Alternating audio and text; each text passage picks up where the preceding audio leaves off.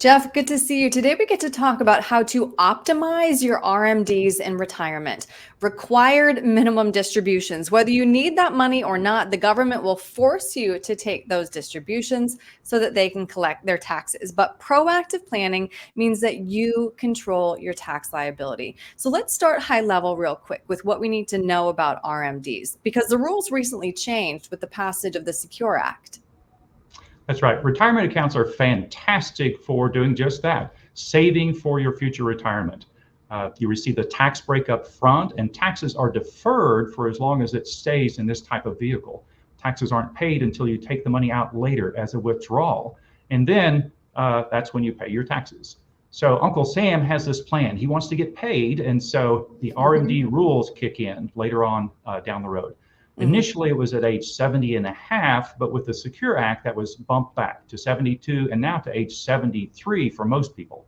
And if you're born in 1960 or later, that gets bumped all the way up to age 75. And so at age 73, the calendar year that you hit age 73, you have to take your first required minimum distribution.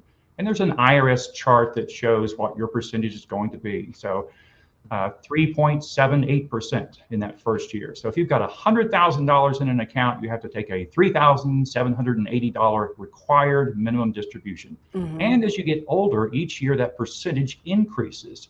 And so later on down the road, you're going to be paying more and more in RMDs. Right. So Uncle Sam can get paid his share as well. So it's important to do some planning for tax purposes to keep your tax burden as low as possible. Yeah, making sure you're not bumping up into the next tax bracket. So let's talk through those three strategies now then to optimize the RMDs. The first strategy would be a Roth conversion, because there are no RMDs for Roth accounts. That's exactly right. The Roth account is kind of the opposite of your traditional retirement account.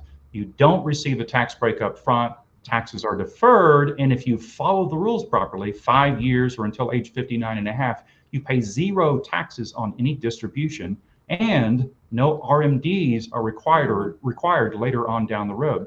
So you can do a conversion also from your retirement accounts into the Roth accounts, but it's taxable when you do that. Right. There's no limitation. If you had $1 million retirement account, you can convert all of that in 1 year, but you're going to be paying a very high tax rate when you do that. So it usually makes sense to do it strategically over a number of years with smaller conversions to keep your tax rates at a lower amount and pay as little in taxes as you can. Of course. All right. Strategy number 2, plan for strategic withdrawals before you reach RMD age to manage, again, your tax bracket and potentially reduce the size of those future RMDs. That's right. Any distributions that you take prior to RMD age will reduce your future balance and reduce your RMDs. And so distributions can be part of a regular comprehensive income plan. So you may have your Social Security, you may have other income sources, and income drawn from your retirement accounts can help to supplement that. Or it can be used for charitable giving. At 70 and a half, you're eligible for these qualified charitable distributions, maybe for giving to relatives, hopefully not too much, but also it can be for any type of pay down of debt or any type of strategy. We just want to make sure that we do it strategically and also keep our taxes low during that process. And now the last strategy would be to delay taking Social Security, which can reduce your need for larger withdrawals from your retirement accounts in your later retirement years.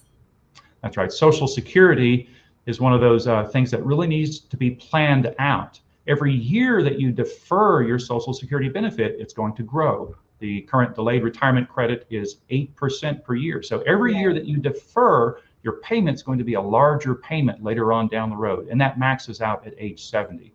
So it may make sense to take distributions from your retirement accounts in order to fund your budget or such and defer your Social Security. And it's important to understand how the survivor benefits for Social Security works as well.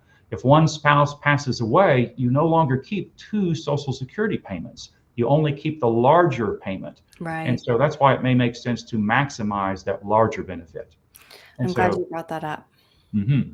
Always thinking about the family. Jeff, this was really helpful to talk through. And I feel like the theme of each strategy comes down to proactive planning, crunching the numbers now to, figure out how to help your future self.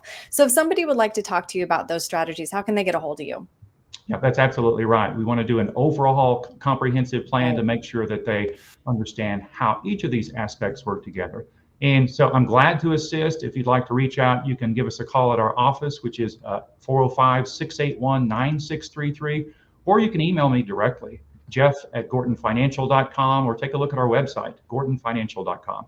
Glad to assist any way we can. Jeff, thank you so much for your time today. All right. Thank you, Erin.